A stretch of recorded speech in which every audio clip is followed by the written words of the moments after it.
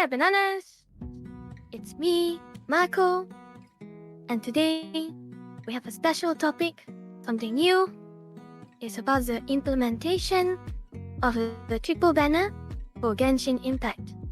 And of course, joined with me today is Shido, and he will be guiding us and, explaining to us about this new system.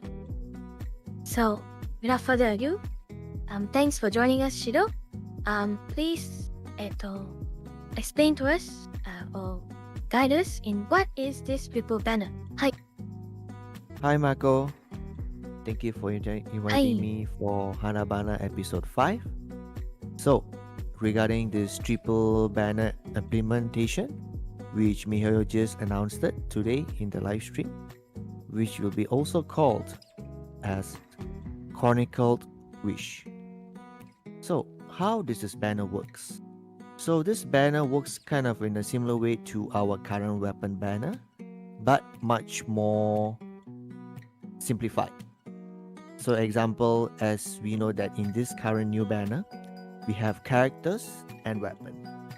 So in the character banner, there is 6 characters, and weapon will be all common 5-star weapons together with included Dehya and Tegnari's weapon, which is thank God after so long.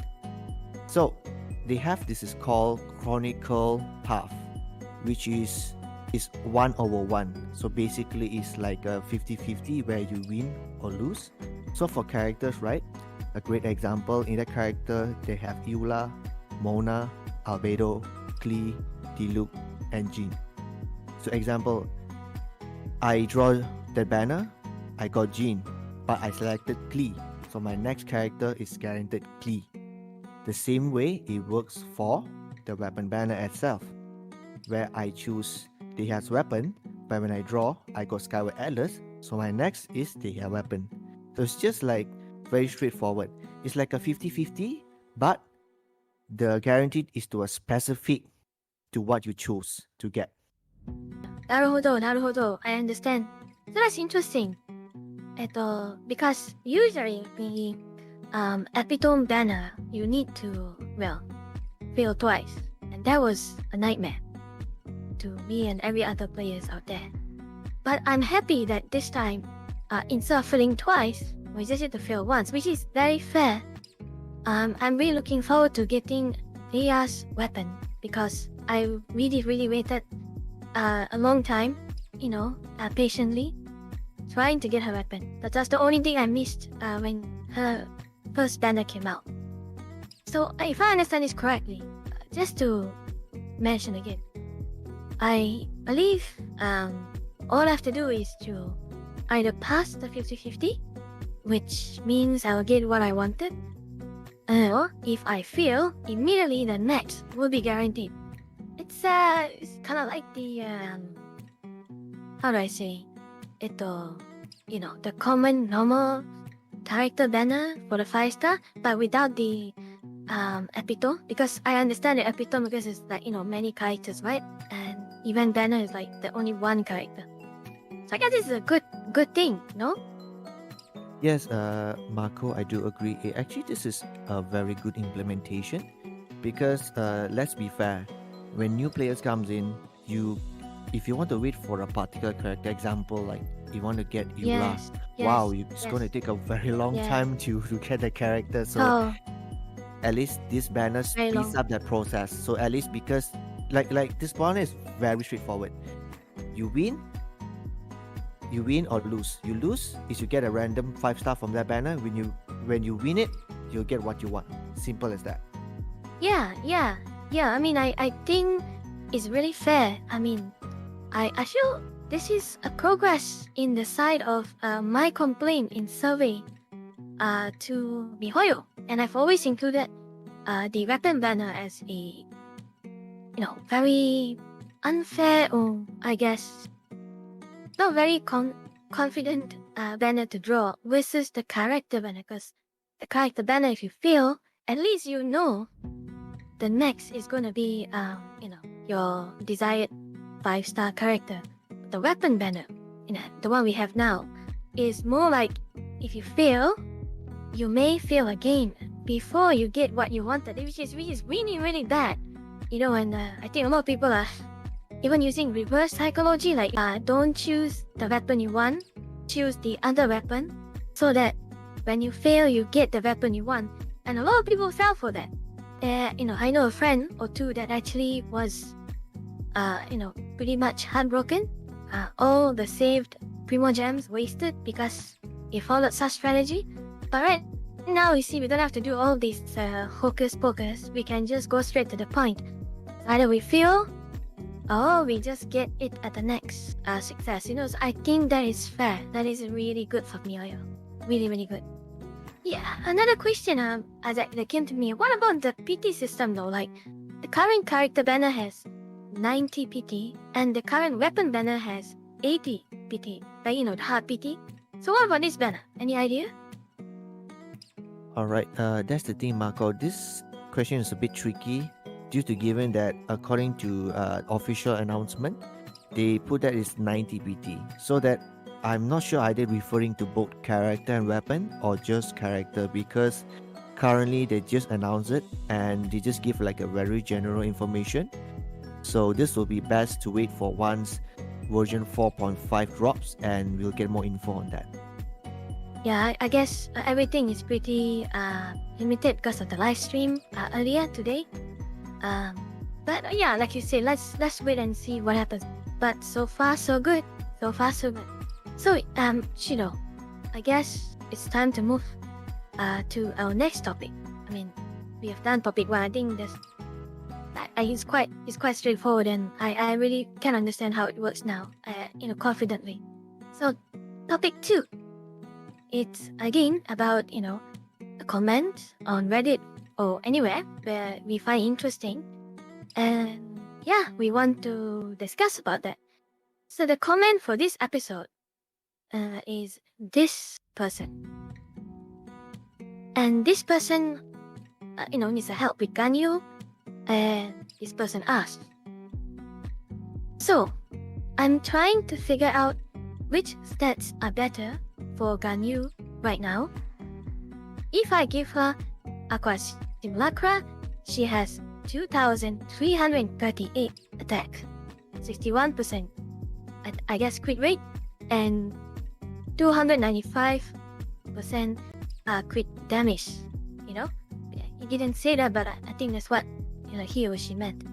But if I give her R2 Amos, as in Amos bow, she has 2,955 attack, 61% crit rate, and 207 crit damage.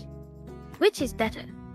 People count crown if it helps. Usually we send her for charge short cryo DPS. I first handily must say that is an insane amount of stats from just raw without any buff. I do not know if this person is talking with any buff or not, but I find it a little bit wow in that factor. What do you think, Shido? Wow, 2.9k attack with 61% crit rate and 207 crit damage. That is insane stats, because let's be honest, to achieve 2.9k is no joke of kind of attack, needless to say, with 61.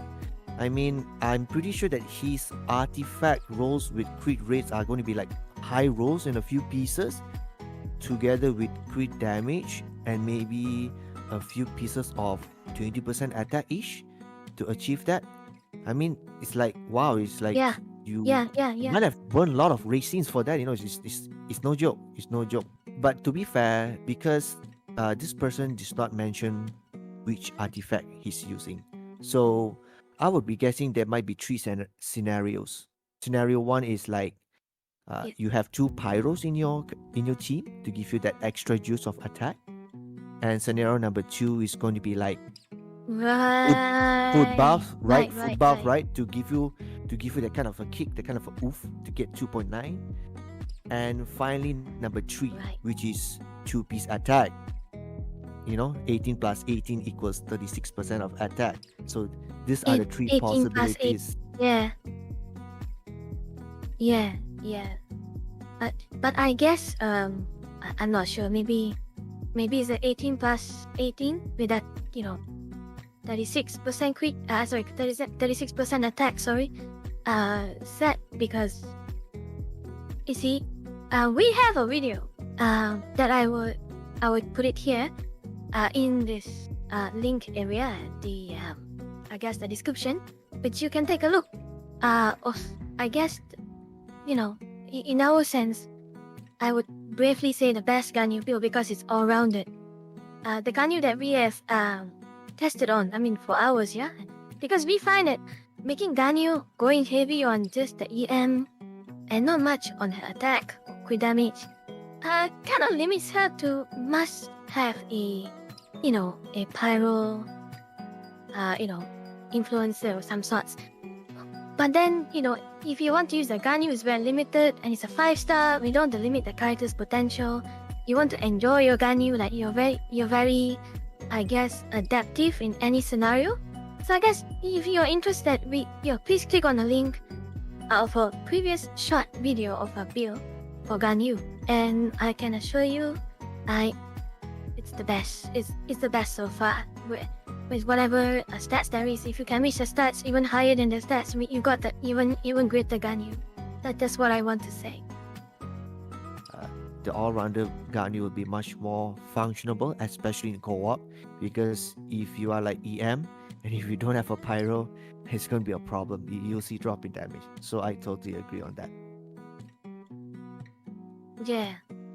Yeah, I think, yes, I hope people, those who listen to our stream will take a look, and it's for the Ganyu, whether it's C0, or, C whatever, it would, if you get that stats, right, the stats has nothing to do with the constellation, because none of Ganyu's constellation, increases the attack or changes your, crit damage or what's not. So if you follow the stats, you should have a really, really, I guess, like you said, a very good way of putting it, functional Ganyu. Yeah. So I guess that ends our discussion about how to help this guy, and hopefully maybe we could put a link of our Ganyu video on his post, and hopefully it helps him. Yeah. Maybe might even listen to our HanaBana of episode 5. Yeah. So that's that for the discussion topic. Now comes to the final and third topic of our HanaBana, is a character appreciation. And today, our choice of character appreciation will be Bingguan. She is, to me, when I started Genshin, and she was the boss of, almost everything, Come on, dueling 1 Jade attack with 10 gates is like, wow, it's awesome. Even though her numbers are smaller, but the most important thing to take note is multiple hits at enemy. So definitely you're doing a lot of damage. And plus, she is one of the Lia's Qixing as well, right? She has a Jade Chamber. So yeah, she is a very cool. Yeah. And of course, Ningguang is hot as well. So yeah. Yeah, but again, she's the best.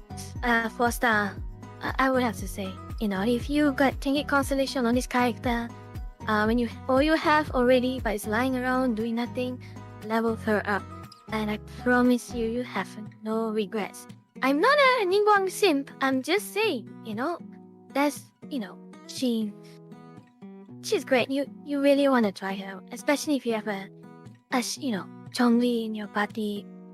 Give her a go. You won't regret it. You won't regret it. And even if you don't have Memory of Dust, you could use the Skyward Atlas. You could use what's the other one? The one with the crit rate. The name escaped me at the moment. It's the Solar Pearl. Mouse Prayers? Solar Pearl as well. Yeah. But that's a battle pass weapon. If you're gonna gacha and you get Lost Prayers, might as well. If you get a battle pass weapon and you're wondering what to give her, 4-star, Solar Pearl, a completely fits her, like literally. So yeah, guys, please, if you have time, go for it. Well, I guess with all of that comes to the end of our HanaBana. So Shido, again, thank you so much for your time. Looking forward to the next episode. Yeah, I guess that's it. So again, thank you so much. ありがとうございました。